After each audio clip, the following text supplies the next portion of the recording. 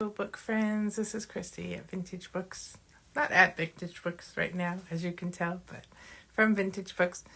Hope everybody is staying warm and dry and somewhere safe from all the craziness that's going on outside right now.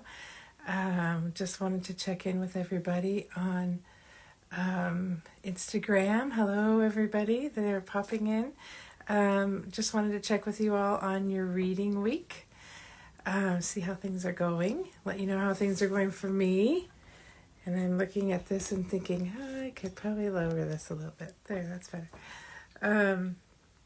Couple things I wanted to mention before I forget.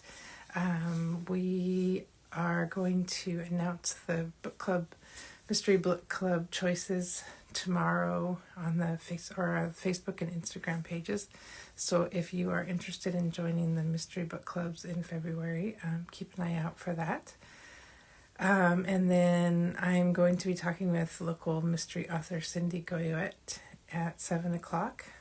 And first thing I'm going to ask her is if I'm pronouncing her last name correctly. But she is a local mystery author. Her novel just came out last Tuesday. So we're going to be chatting with her in just a little while.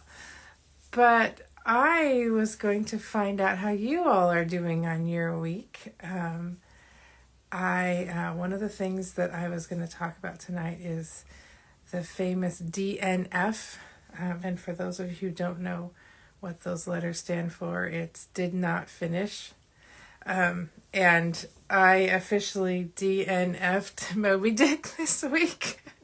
So I just wanted to talk about the fact that sometimes we start a book and we're just determined that we're going to read it, and we put all that effort into getting partway through and realize, I'm not enjoying this.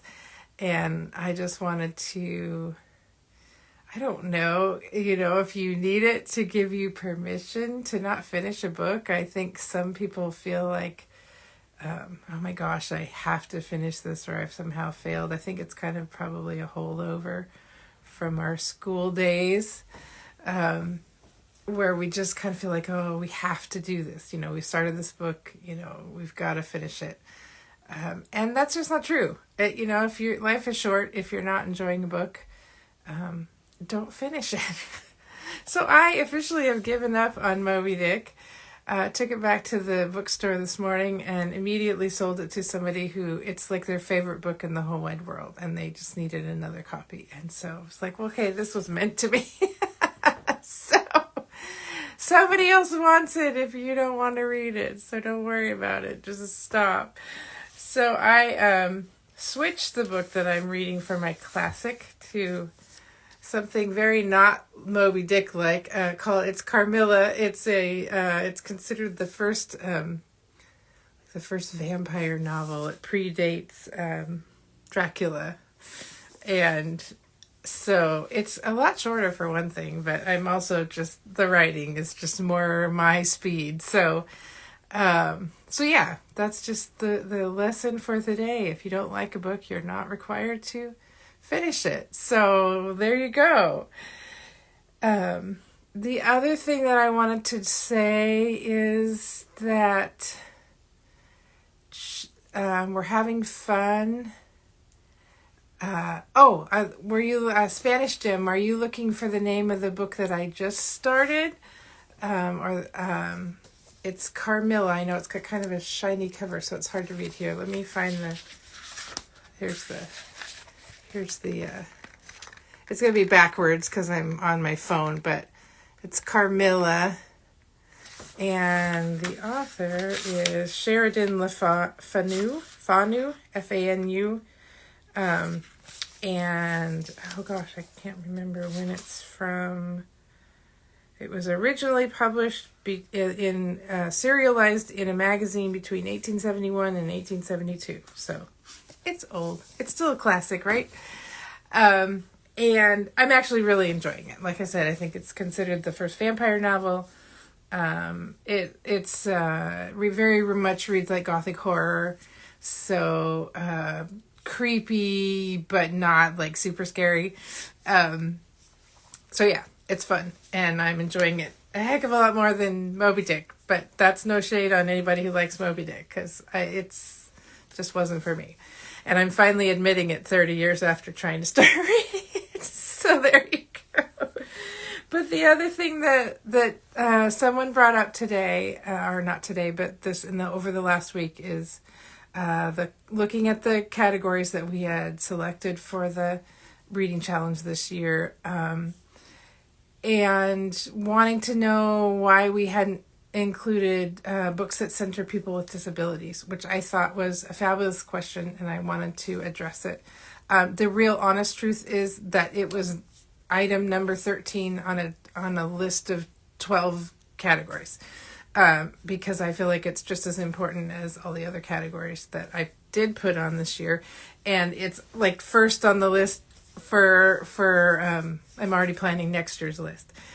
But I guess it's just, it reminded me that the categories are kind of a push to get us to read something that maybe we don't usually read, or maybe it is a genre that we really enjoy, but maybe a push to read somebody different, maybe from a different cultural background or a different life stage than you, or as this person suggested, somebody who it does have a disability, or a character, main character in the book has a disability. Something that I deal with too, and as a person who has disabilities. And so I do think that category is fabulously important, and will be officially included on the list next year. But there's nothing that says that you can't be as diverse as you possibly can as you're choosing books for this year's title.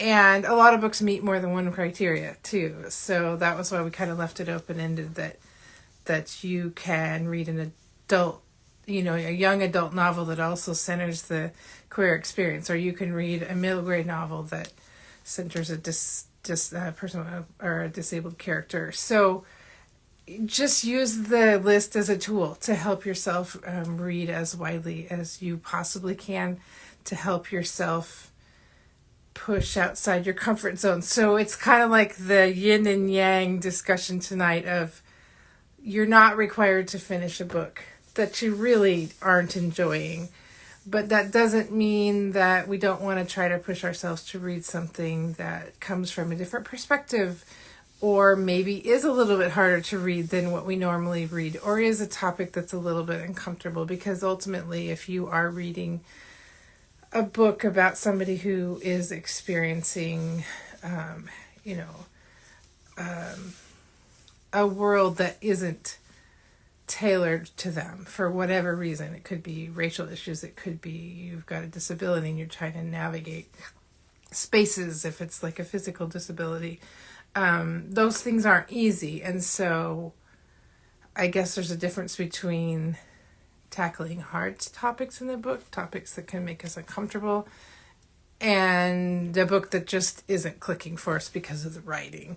So you have permission to quit a book, but also we do want to still try to push ourselves to read about people that are different than us, and just widen our perspectives and challenge our brains and all of that good stuff. So both can be true. I'd love to know what you all are reading. It's great to see so many people hopping on. I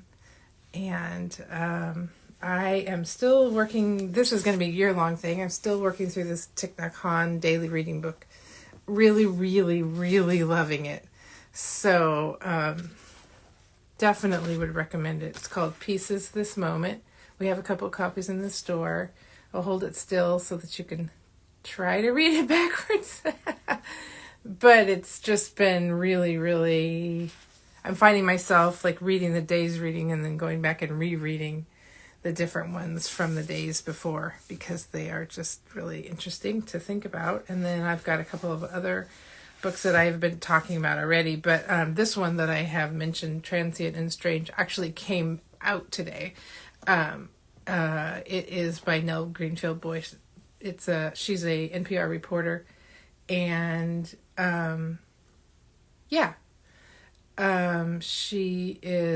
this book is out now to be available to be purchased, not just available as the art copy that I've got here. So I'm enjoying it so far. I'm a couple chapters into it, so I would definitely recommend it. So yeah, just keep letting us know what you're reading in the comments or in discussions or any other way that you want to get to let us know.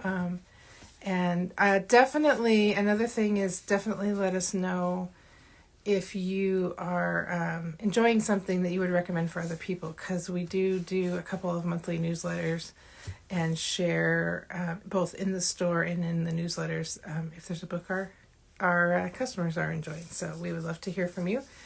And I'm going to let you go because it's been a little longer than it has normally been. But thank you so much for watching.